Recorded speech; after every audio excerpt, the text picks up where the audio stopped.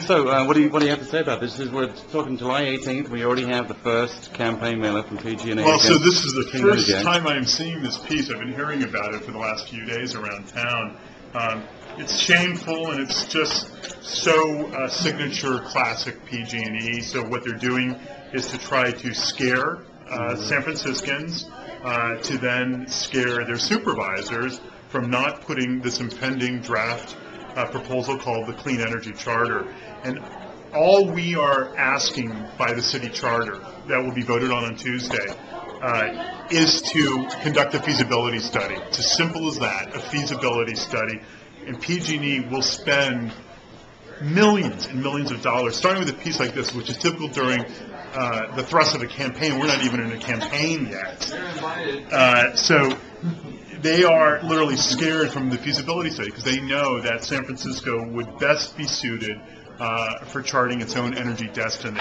We own our own water through Hetch Hetchy. It's the best water in the United States. The PUC does a very solid job of administering our water function. There's absolutely no reason why we cannot share in the energy of electricity and gas if the feasibility study deems it so.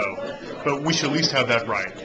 Now, one of the claims they make in the beginning, if you notice, just open it up there, it says that every single San Francisco resident would have to pay $400 or something to pay for the takeover of PG&E, and this is the language they're using. Do you have a comment about that? The comment is that it's just a blatant lie, but even if we gave them the benefit of the doubt, then why not at least commit to a study? And that's the whole point of the Charter Amendment. So it's their figures versus our figures. I think that they completely overshoot in order to intimidate and scare, but that's okay. Then they should just say, all right, let's have a feasibility study to actually determine that. But here's one undeniable fact. Of the 900 cities in the United States that are public power cities, of those cities, the 900 that kicked out their private utility, every one of them shows that they deliver cheaper electricity and better than the private utility.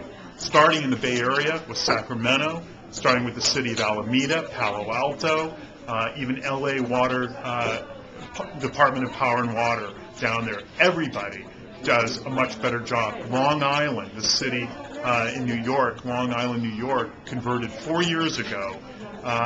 They said no to their private utility, went to public power. They're already delivering cheaper rates. And so what would your message be to San Francisco residents about this ballot measure that will be on the November ballot? Al Gore just delivered a hell of a speech 2 days ago, which everyone is talking about, that this country is able to convert to renewables, 100% renewables in the next 32 years or 10 years, he said. As long as PG&E is there, that'll never happen. At this rate, PG&E will only abide by the bare minimums, the federal minimums, as stipulated by the George W. Bush administration, and that is 20% renewable by the year 2017. That is just god-awful.